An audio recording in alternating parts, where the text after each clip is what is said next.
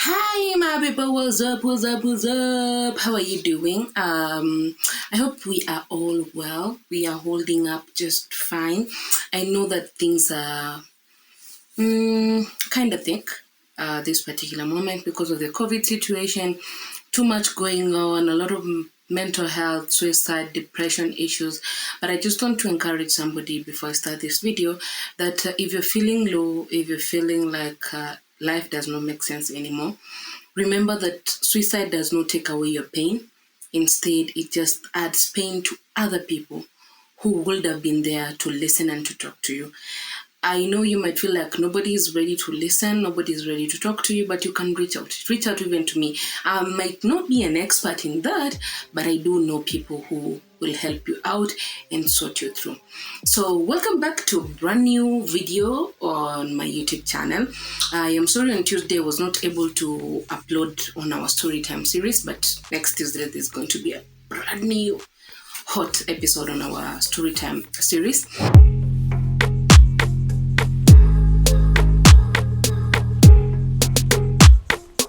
For today, I want to do a video that was actually requested on my video last week for the intermittent fasting. So there was a comment that wanted to know more about HIV and childbirth, and also this has been part of the messages that I get on my Facebook page, on my personal profile, and even across most of my social media platforms. So it's a video I've wanted to do for a while, but Munajua tu, I did not want to do this video without an experienced person. I did not want to do this video and just like come and tell you, this is what mother-to-child transmission is. This is what you do. I also wanted an experienced voice, somebody who has really gone through it, who is living with HIV and has been able to give birth to a child who is currently HIV negative. Okay, so I'm going to attach some audio clips on the person who I spoke to talking, and I hope that it gets to give you a little bit of more insight. All I'm going to do is just brush through some small stuff here and there, but then most of the work was done by her, and I truly appreciate. Special shout out to her. Okay, yeah, she's a great fan of my channel. Like, she's my number one fan, numero uno. Okay, let me get serious. So today we're speaking about mother-to-child infection, which is actually how I got HIV. And by the way, guys, I had forgotten this. In the month of August, which is also my birthday month, so start preparing presents. It's not like I'm asking or anything, but if you send them, I will say thank you. Okay? Yeah, so in the month of August, I'm also going to be able to, I got this rare opportunity to host my parents on my YouTube channel. So please, if you're watching this video and you've not subscribed, this is the time. This is the time. Okay, so mother-to-child transmission of HIV is actually how I got HIV 28 years ago. And apart from mother-to-child transmission of HIV, there are other ways, such as having sex with unprotected sex with a person living with HIV. There is also blood transmission.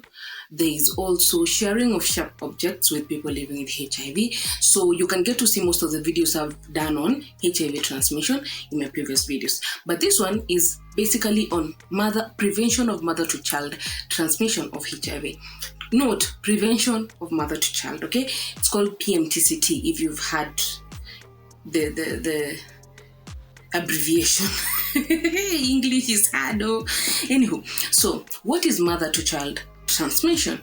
Mother-to-child transmission of HIV is the spread of HIV from a woman living with HIV to her child during pregnancy, childbirth, or breastfeeding.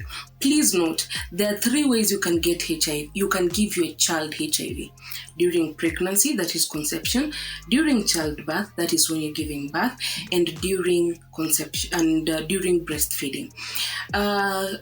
Way back, women living with HIV were not allowed to give birth to children normally, like the natural way. Most of them had to go through the CS or cesarean section, but with the advancement of medication, the advancement of the coming up of the undetectable equals to untransmittable, then nowadays a lot of women living with HIV are able to give birth to children naturally. Okay, so mother-to-child transmission of HIV is also called perinatal transmission of HIV. The use of HIV medicines and other strategies have helped lower the rate of mother-to-child transmission of HIV to 1% or less in most parts of the United States and Europe. In Kenya, I will be happy to tell you that there is only one county that was in 2016-17 thereabouts, that was Tana River, that was able to have 0 new mother-to-child infections.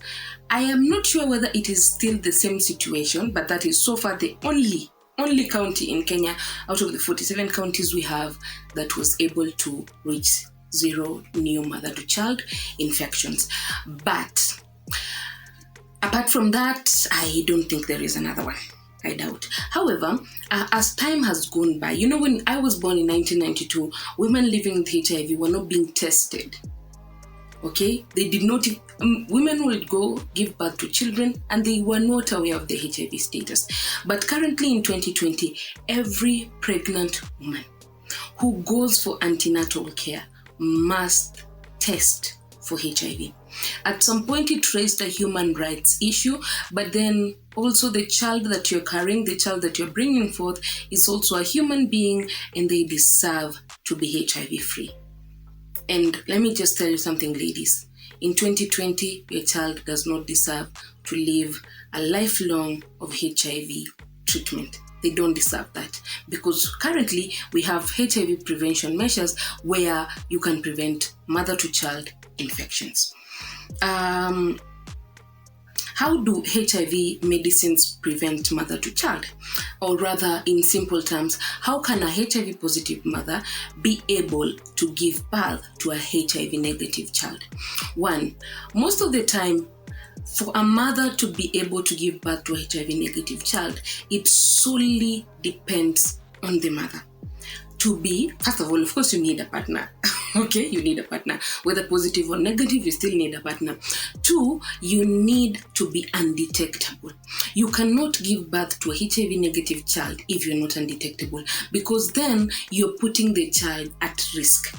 Though even after the child is born, you will hear in one of the audio clips, when the child is born, they're labeled as highly at-risk infants. I think I had something of that sort in one of the audios. Yeah, like they are highly at-risk infants. So they're not declared HIV negative when they're born. They're still at risk because the mother has to breastfeed them, they have to grow up taking nevirapine syrup and all that. But the number one factor, the primary factor, is usually the mother. Once the mother is undetectable, then they can be able to conceive. Okay? And an undetectable viral load. Let me clarify this, because I have seen a lot of confusion around the topic of undetectable, and I'll also put the link to the videos I've done on undetectable viral load or viral suppression. An undetectable viral load is when the level of HIV in the blood is too low to be detected by a viral load test, which means that the level of the HIV virus, it has been suppressed, it has been reduced. Have you ever tried to press something? You're pressing it until it's like it becomes minute. Now that is what it actually means to have an undetectable viral load. That is what ARVs do in our blood. Okay, so once the virus is suppressed, imefinyiliwa, imefanyiwa finyism, so once it's suppressed, then the risk of mother-to-child transmission of HIV during pregnancy and childbirth is lowest when a woman has an undetectable viral load. Please note, the risk is lowest during childbirth and conception. Don't confuse. That is why I always tend to go slowly. I'd rather do a long video that has the right information. Okay? Maintaining an undetectable viral load also helps keep the mother-to-be healthy. So you have, in the 9 months that you're carrying that child, your viral load will be tested and tried. Please ensure that you are virally suppressed as a mother-to-be. Okay?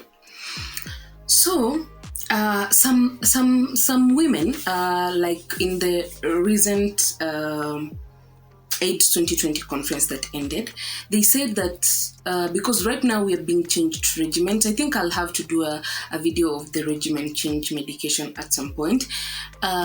Women who are on DTG and in their first trimester are not allowed to take DTG. So please, if you're a woman, you're pregnant, you're in a first trimester, talk to your doctor. Ask questions. Normalize asking questions at the clinic. It is very important. Okay? So, here it says some HIV medicines used during pregnancy pass from the pregnant woman to her unborn baby across the placenta. Okay? This transfer of HIV medicines protects the baby from HIV, especially during a vaginal delivery when the baby passes through the birth canal and is exposed to any HIV in the mother's blood or fluids. Okay?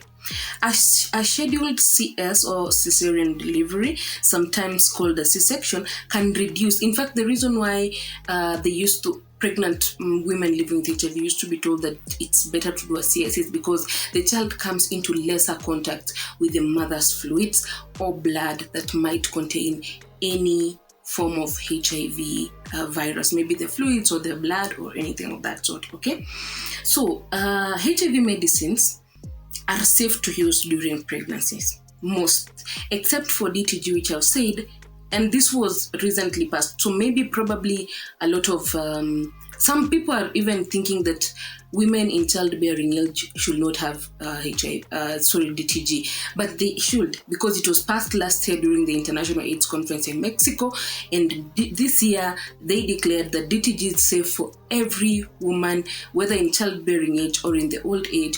But if you're pregnant in the first 3 months or the first trimester, you should talk to your doctor. Okay? Other ways to prevent, are there ways to prevent mother-to-child HIV transmission? Well, despite ongoing use of HIV medications, after childbirth, a woman with HIV can still pass HIV to her baby. Please note, just because you can do everything right, by the way, and I'm not trying to discourage you, but you can do everything right and still your baby turns out negative. So always pray a lot that as you're doing everything right, God is also protecting your baby, because that can happen. Okay? So a woman with HIV can still pass HIV to a baby while breastfeeding. That is why at some point women were being told not to breastfeed their children. Okay? They were told not to breastfeed their children, instead use formula, because it was easy, because of the issue of cracked nipples, and the breast milk just has, they tended to think that it does not exactly give the parent 100% protection to the infant. But now, with the fact that the child is always on prophylaxis, then as it is going to be all explained from a very practical view. Wachana na hii yangu yenye nasema kwa sababu ya rumors na articles zenye nimesoma. No, this is the audio is from a mother who is actually taking care of a highly exposed infant. Okay? Another thing, it's not safe for babies to eat food that was pre-chewed by by a person living with HIV. Please don't do that. Even if the child is after 6 months, and now you're giving them their nevirapine syrup, and you're giving them and you're giving them their prophylaxis and your undetectable. Don't chew food and give it to the child. Remember, a child's immune system is still very vulnerable if they're below 5 years. That is why you need to know what to do. You need the PMTCT program. Once you get pregnant, please, and this I am talking to pregnant mothers living with HIV who have just found out that they're living with HIV. At this point, ensure that you put the baby first. I know it's hard. It's probably a shocking bit of news that you're told, hey, you're living with HIV, you must start ARVs, and then you become very confused and all that, and you're like, now what am I going to do, and how am I going to handle the fact that I have to be on ARVs because of the child? Please, at that point, put the child first, okay? Put the child first, and I hope even that with the audios that I got to attach in this video, you got to learn something, and something very practical, because it speaks about the nutrition, it speaks about how you take care of your highly exposed infant, and the whole issue of breastfeeding, because that was a more practical approach than my own. For what I know is that a positive mom ends up giving birth to a positive child, mostly if alikuwa na ball na hakuwa anajua status yake. Second, negligence of the mother to the child during administering of the nevirapine syrup. And thirdly, your viral load. If your viral load is high, there's a high percent that you'll definitely give birth to a positive child. Oh, alafu when you go to the clinic, mtoto akitolewa. Okay, let me expound on this. When you're a positive mom, you give birth to a child. The child is called, we call them highly exposed infants. Why they are called highly exposed infants is because anything they can get positive anytime.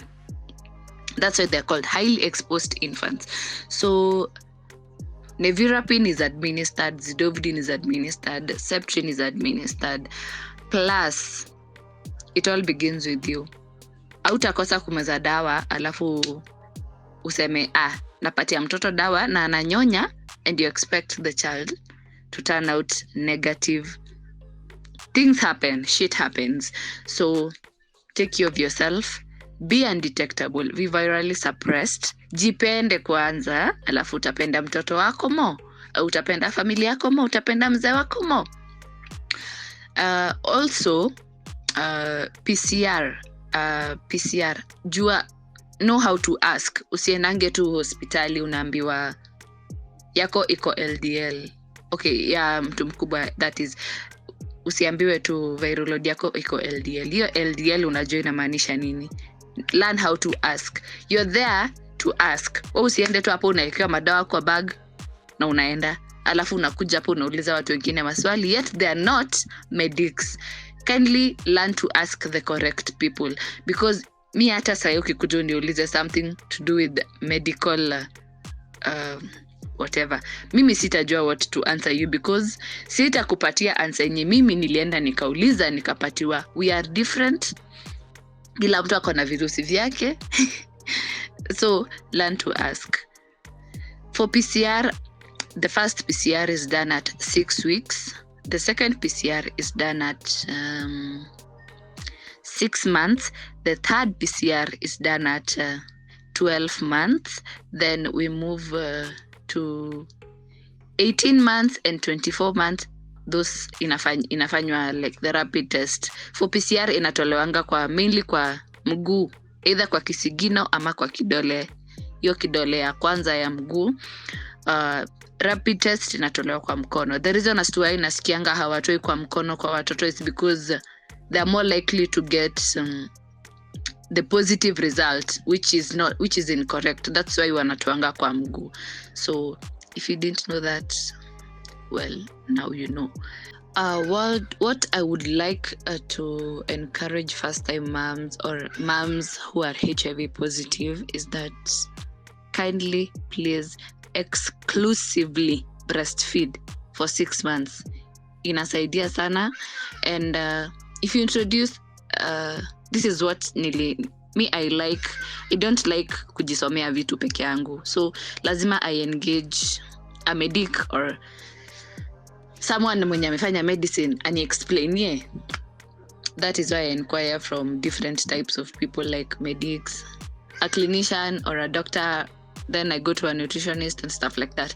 So mtoto ukimpatia food katikati before afikishe 6 months, the gut yake ya kupitisha food imezoea tu maziwa pekee. It's meant for only milk to pass through, not food. So ukipitisha food, the gut is likely to have an infection, and when the daughter or your son is going to breastfeed, inaweza anaweza kuwa na bruise. Then from the bruise is where your daughter or your son might I'm saying might get HIV virus from, because at the end of the day she or he is still breastfeeding. So kindly breastfeed exclusively for 6 months. Alafu mkienda clinic, tafadhali learn how to ask questions. Usiende tu napeleka mtoto anafanyiwa vitu, anadungwa shindano, watu hujui ni shindano gani anadungwa. Learn to ask, hii ni shindano ya nini? Mbona anadungwa hii saa hii na sio siku ingine? Learn to ask, know why. Hata ukitaka test pia maziwa yako, usikie ujue mtoto wako anakunywanga nini. Yes, that is what I would like to encourage HIV positive moms. Na msiogope kupata watoto are a blessing. Useme sijui ati nikipata mtoto najua atakuwa HIV positive. No, kuna madawa. Plus it all begins with you. If you are undetectable, well and good, but take care of yourself so that you can take care of your baby and your family and whoever is around you. That's all I can say. To add on that weaning, after umetoka kwa puree, vile mtoto anaendelea kugrow, unaendelea kumpatia like si lazima ublend mpaka afike 2 years. No, you start kidogo. Ukiona vile ana grow like wangu vile alifika 7 months, I started blending, but kidogo, sio ile inakuwa puree kabisa. Una blend tu kidogo, kitu ka spinach, like iko incorporated kwa food vizuri. 8 months hivyo I started mashing with a fork. Yani inakuwa kama mashed foods. Actually acha niseme mashed foods, it's mashed foods kidogo, but you make sure isikuwe na madonge ile inaweza nyonga mtoto. Yes. Alafu from 6 months, that's when you can start giving your daughter or your son maji, like hot water. Okay, let me not say hot, like hot, but maji imechemshwa, maji safi, wacha niseme hivyo in short, because hawa ni watoto bado hawajakomaa kama sisi. They're just trying to learn new things, to taste new things. So yes, plus don't make your child's food boring because hatakula. Hata mimi sasa nikipatiwa waru imechemshwa peke yake, okay, I'll have to put something else ndio nikule, because waru tu imechemshwa siwezi nikaikula hivyo. It's yucky, or yeah, it's yuck. Thank you so much. I hope you enjoyed this video, and please interact with me on the comment section. Let me know what you think, and continue subscribing, like, and share this video. See you on the next one. Bye-bye.